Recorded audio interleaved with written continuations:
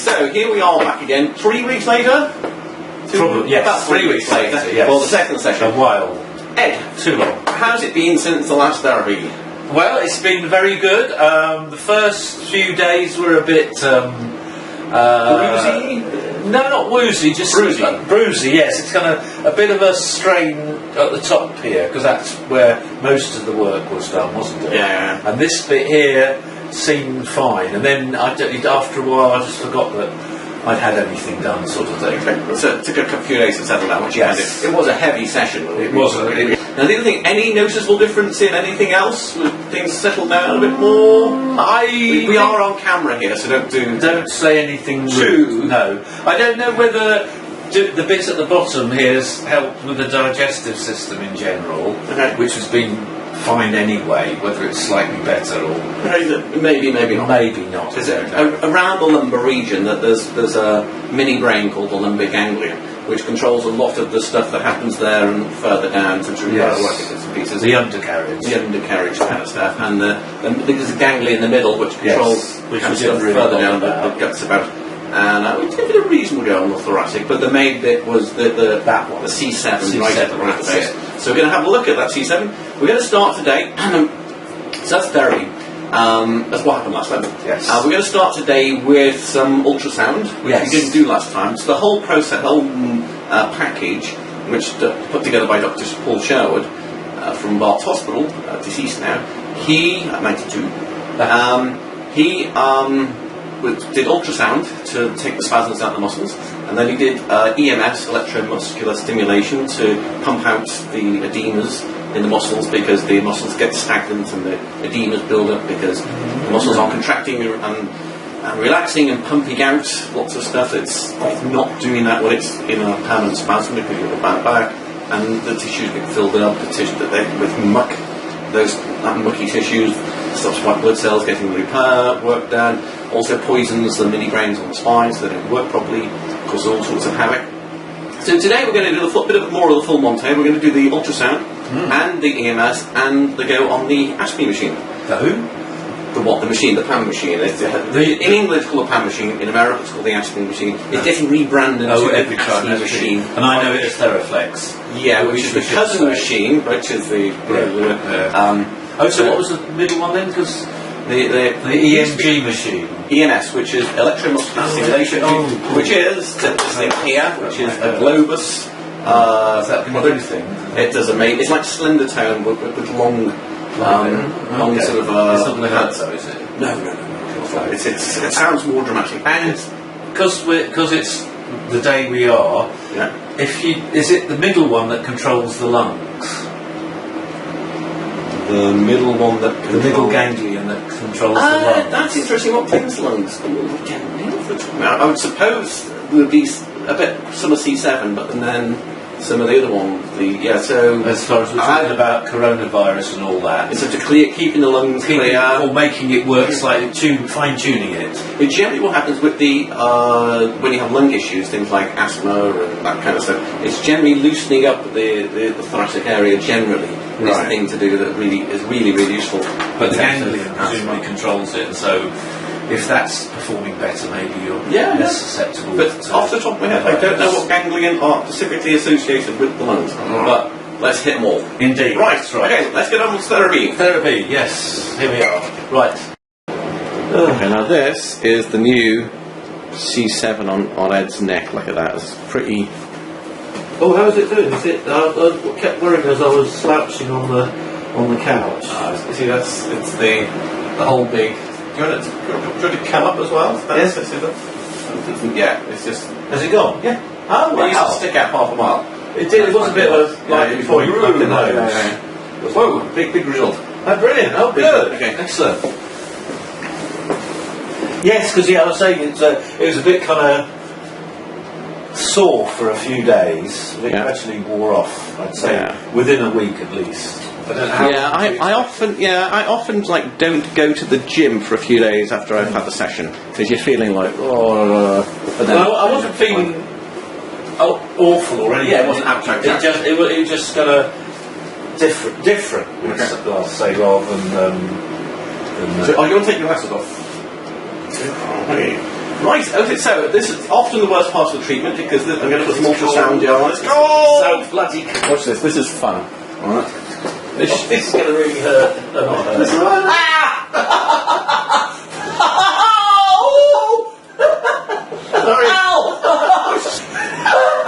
It's so bloody cold. Is it better if it's warm? Well, if it's warm, it gets too runny, and it's only room temperature, although it's a cold room. It's cold. It's the heat it takes out of your body. Bloody hell, because it's all just evaporating. Oh. Finished! The worst part of the treatment is now over. God. Right. Oh dear. Right, let's get this.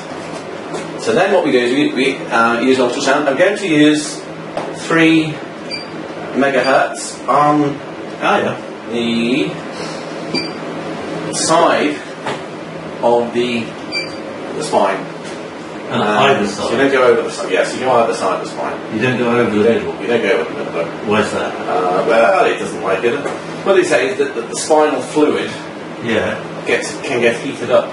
Okay. I think it's going to be a bit marginal, to be honest with you. But I don't. The rule is you don't do it. It heats up the spinal cord a bit if you did.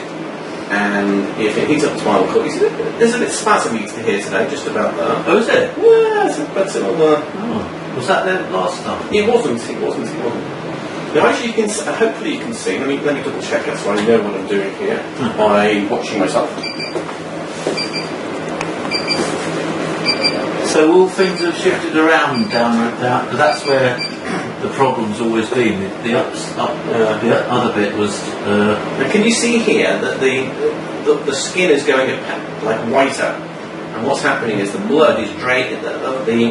The ultrasound is draining, is causing the small capillaries to contract, and that's squeezing out lots of the blood.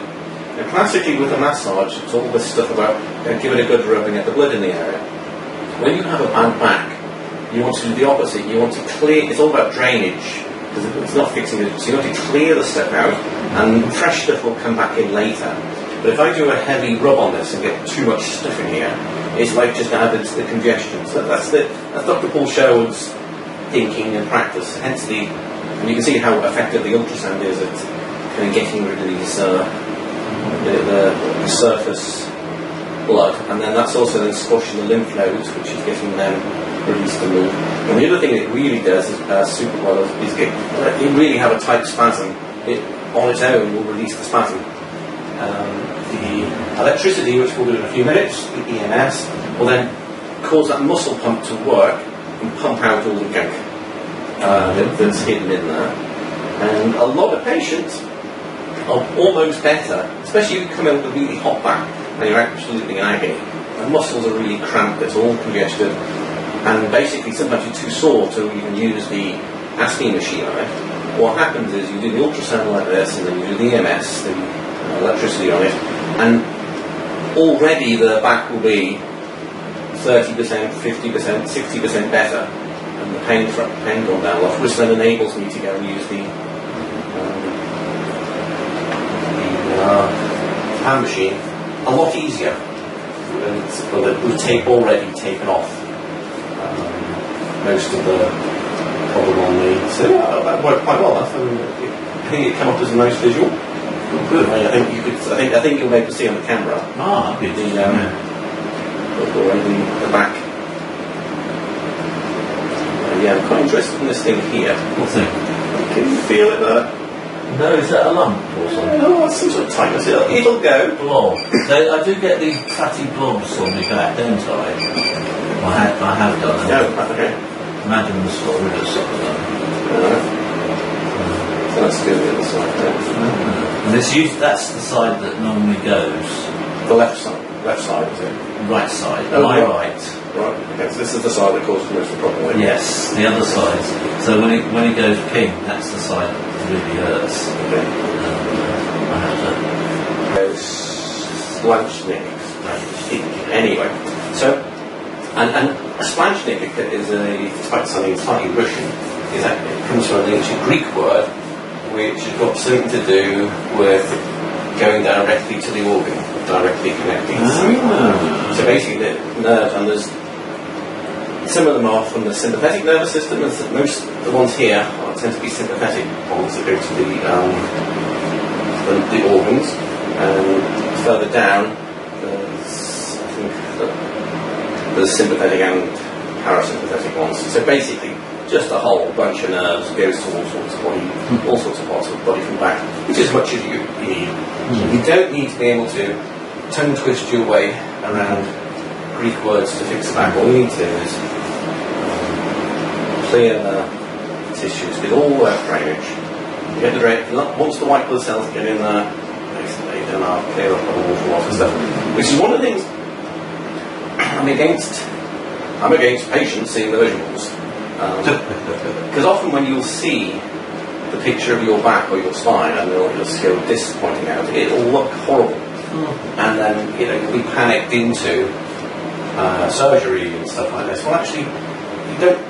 If you just imagine what your face looks like after you've had a car accident and you've hit the windscreen or something, but then 6 weeks later, the face drains quite well. You start to see your eye again, and then a few weeks later, you're left with a couple of scars, and the rest of your face will have returned to normal. But for the back, it still stays as a bad back for many, many years. But once the white blood cells get in it gets as better as one of those faces that you see when after somebody's car accident. All you see is a small slit for an eye. As long as drainage happens. So don't be frightened by the visuals. It's all repairable, people. Yes, we're back on video. Yeah. We're going to use this. It's a Globus machine. Globus Elite, but they do a whole bunch of them. And in this, is one of their modes is the EMS mode, the electro. But these electrodes are either side of the spine, and we get to see what's going to happen when we stick it on. It's not going to hurt? No. Okay, you've got two lots. Two lots. It's like two lots of jump leads. Yeah, basically exactly like two lots of jump leads. Okay, so how this works is I increase the put some current through there. There's something on my left ankle. Have you put this something on already? Yes. Okay, I feel my left ankle twitching. Just Yeah, sort of. so there's two modes. One, there's a two modes. There's two modes. One, there's the lightning one. There's a mode that squeezes solidly for 5 seconds, and then sort of slides up, squeezes, slides down. And then there's a thumping mode that relaxes and contracts. And this is like on number 6. Which is the most effective? This one where it's buzzing, or the lightning strike? There's one mode that goes bum bum bum bum. Yeah, which is this one. Yeah. And they both do something slightly different. If I had to only use one, I'd use the square wave that kind of did a proper good squeeze. Is that this one? Yeah. Yeah, that seems like the best one. So that works, and this is doing. It's a bit like a washing machine, and they have the different cycles. One that kind of spins it around, the other kind of it around. But essentially, it's trying to do the same thing as a dishwasher. It's basically trying to get the gunk in here out. So squeeze in one for 5 seconds, and then bum bum bum bum. Squeeze for the it's kind of that's a general idea. Can you feel it working? Yeah. Is there any point going any higher, or what would it do if you did go higher? The higher you go, while it's still below the pain threshold, the more it squeezes down, so the more white blood cells can get in afterwards. Okay. I made a video for 3 minutes, so we'll move on to the next bit. Okay. Would this do coronavirus-y things? Well, yeah, I mean, this will help to loosen out the thoracic area. And the phlegm. And I'm susceptible to anything. Yeah, if that's the case, then this will help figure it out. So you can see the way this kind of contractions are happening. This is caused by the electricity going through. Square wave, let's just let it relax. And then this is the bump bump bump mode. You can actually see on the camera the sort of the movement.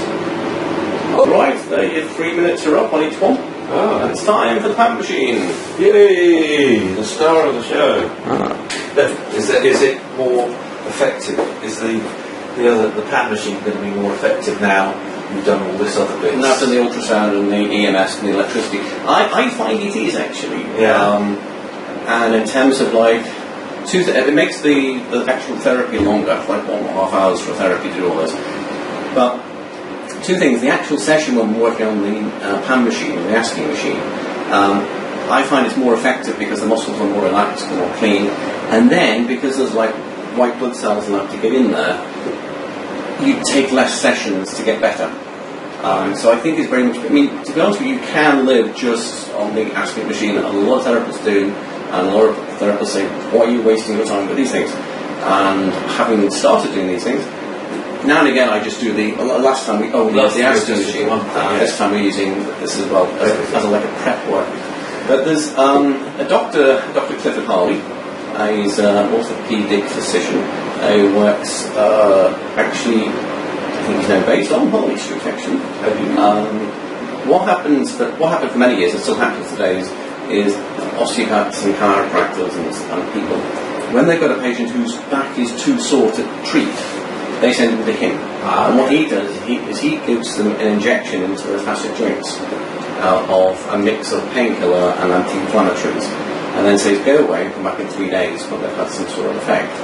And then he uses the Theraflex machine rather than the PAN machine on the program, and he finds he gets people better really, really well that are really, really high-end bad backs. Now, my thinking on that is, I mean, Dr. Clifford Harley was the fellow who introduced to the West the concept of these facet joint injections. He was taught by a fellow from the Czech Republic, or Czechoslovakia back then, who invented it himself, and whose name I can't remember. It's a Czech name. So he's slightly forgotten because of the long name.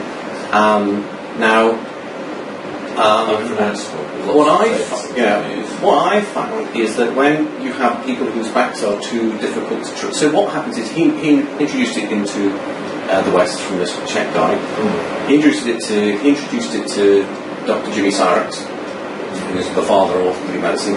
He stuck it in the books, and now people do it all the time. And back then they had nothing that helped about that. And where is it between in the discs? Is it every disc? Where does he do these injections? Where he does the injections is at the facet joints, where the one vertebrae joins the next vertebrae. Okay. These flat things here, and they get bruised from a bad fall, and they're swollen and all that kind of stuff. So he gets the painkiller in there and the anti-inflammatory in there. That reduces that calms the whole back down. And what had happened is when he introduced it to the West, they had nothing worked at all. The top orthopedic surgeon said, he said, if we can see something wrong in the X-ray, we'll stick you in a metal brace. Because if we can see something different, if they can't see anything, then there's loads of things you can have wrong with your bad back that won't show up in an X-ray. They said, you're nuts, and took you to the psychiatrist and coked you up. And so this then gave them something that actually started to have some effect. But if you only give what they found is they only give the facet joint injection, it reduces the pain, reduces the swelling, and then people do things and walk and move, well actually there's damage here, the spine's in the wrong place, all sorts of problems happen. 6 weeks later they had a worse back than what they had beforehand, because Dr. Clifford Harley then stopped doing, despite having introduced these facet joint injections into the West, he then stopped doing them on their own. And two things: one, he still does them, but after he does them, he uses the Theraflex machine to then get the vertebrae back in place. I think the ASMI PAN machine is better, but different therapists have different sort of modalities and what works for them. It's got an aspect to play in this. And then he finds he gets people better. Right. Are really, really bad. Now I'm using essentially the Dr. Corshow's technique, which I think pretty much gets the same job done by using the ultrasound on the paraspinal muscles, takes the spasms out, using electricity to pump out the thing. That I find calms the spine down. Right. Calms the facet joints down, and then I can use it. And how long does that effect last, all these ultrasounds? Well, this is why I like to do the whole lot in one go. Yes. Because I don't want to end up with the same effect of just using ultrasound, just using the EMS, which a lot of therapists do on their own. I think that can help on its own. But if they you don't do want that- to get a situation of giving you a false sense of it being better. So then afterwards we use the fan machine, the ASMI machine, and then it puts everything back in its place. So the actual session is often easier and more effective, and you get further more work done if you've done that first. prep. And then you find that after 2 or 3 sessions, the patient's fully better. Whereas if you only use the ASMI machine, it would it takes like 4 or 5 sessions. So it's sort of like horses for courses. And I mean, this is for bad backs that people have had for donkey's years, and nothing's worked. So, and this is the modality I tend to use in most of my patients, but not all of them. A lot of patients, the tissues look okay, you probably don't need the ultrasound. A lot of therapists look at what I'm saying here and go, no, just use the ASMI machine. I don't want you to mess around with. And with a lot of patients, I do. But this is why I don't just use the ultrasound and the electricity on its own as a general rule. No. Unless now and again I have an old granny and she looks at the machine and goes, just the ultrasound and electricity, thanks very much. And then that can happen. Right, okay, so let's move on to the machine. We're having a chat here with Ed about his C7 getting better and also the lumbar region getting better from last time. Yes. And he said, well, what's this all about? What's the difference? Well, the C7, the little ganglion around there, the big ganglion around there, controls so much. It controls a lot of the heartbeat, it controls the flow of blood to the head. So when that's working properly, you don't have heart attacks, because that's the trigger for it.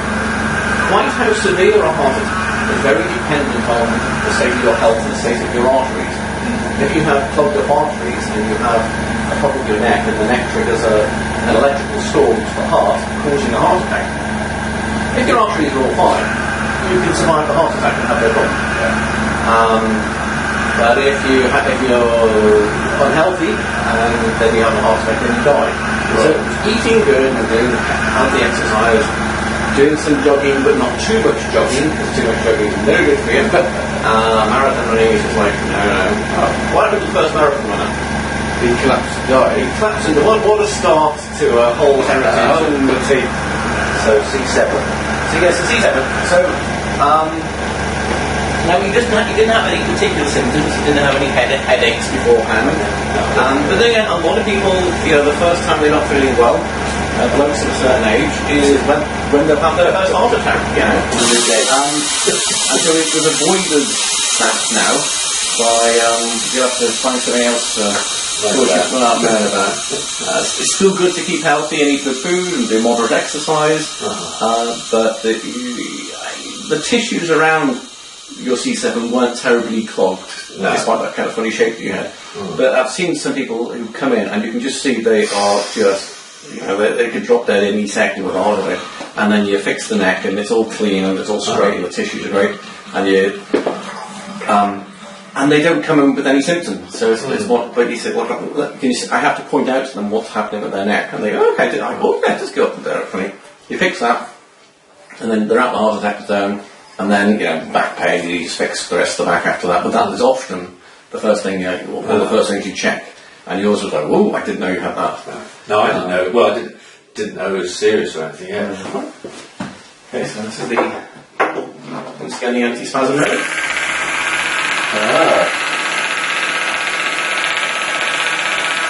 Designed to take the spasms out of the paraspinal muscles. Okay. So you can hold it light.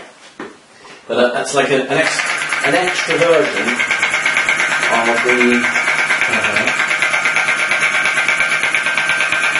the anti-spasm treatments we did beforehand with the ultrasound and EMS.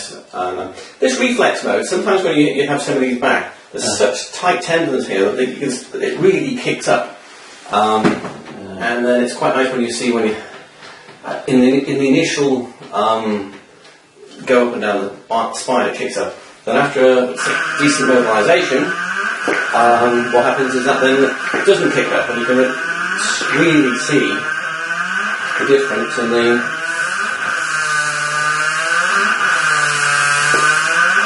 So this is the one that. This is the main. So what we're doing is we're letting the pistons ride up.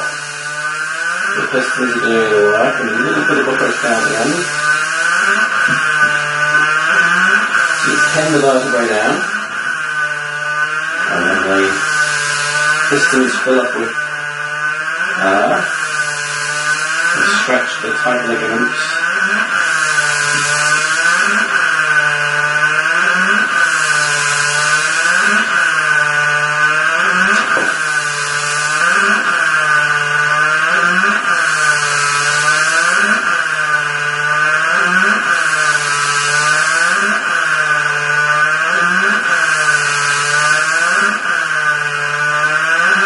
Better.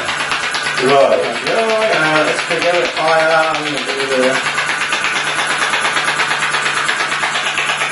Yeah, that's a bit sore down there. Still a bit sore, yeah. Yeah.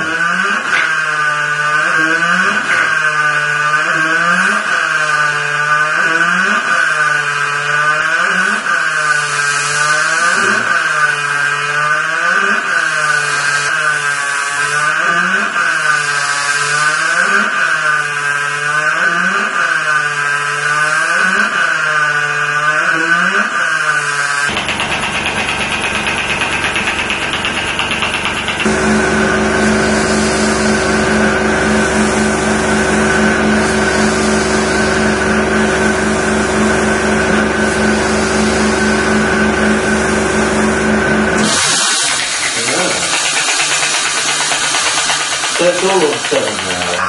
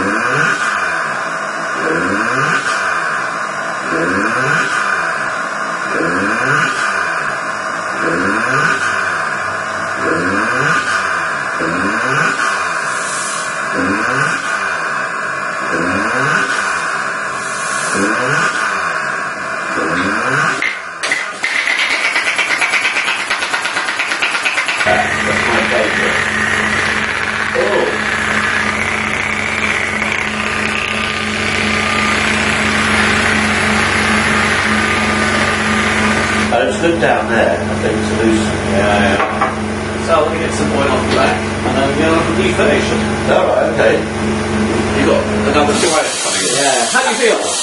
Yeah, great. Let's 10 hours, have a look back. There we are. Is it on film? Look at that. Is that That feels good. Yeah. That's nice and straight. Ah. Still dipping in there, but we're going to... Dipping in? Yeah, it does, but it shouldn't do as much as it does. But it's getting better. It's coming up a bit. Alright, so another few weeks. It doesn't twist, yeah. I've got a vision. Like one more go, maybe 2. And when should I come back? Well, say 2 weeks. 2 weeks, right, okay. Try and sleep on the inclined bed and all that. I'll switch off now. Well done. Thank you very much. There we are, brilliant. Well done.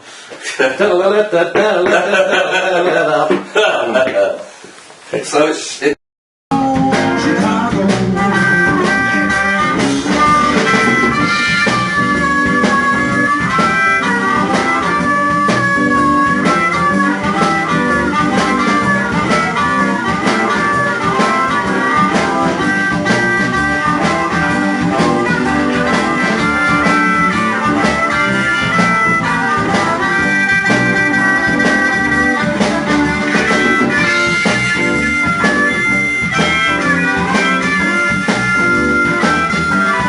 So here we are, Ed, at the end of the evening, a few hours later. Your head hasn't fallen off. No. After the last therapy. How are you feeling? Fabulous. Okay, that's good to I'm feeling very good. Now, you've just asked me a really interesting hippie question. You've said, you know, should I sort of like drink lots of water and should I sit in a certain way after therapy? And the classic thing is, just don't jump out of an aeroplane for a couple of days, basically, you know. So it's not, you know, drink what you want to drink, eat what you want to eat, sit how you want to sit, as long as you're not in a silly position. So that it's not one of those therapies where you know it will break the therapy if you don't drink 6 pints of water afterwards or cross your legs or something. So it's a solid therapy. It'll fix you. You get back to whatever you're doing. Good. Other thing you were saying a few minutes ago was this session that you just had was a tough and rough one. We did power 9, but it wasn't as painful as the first one. Yes.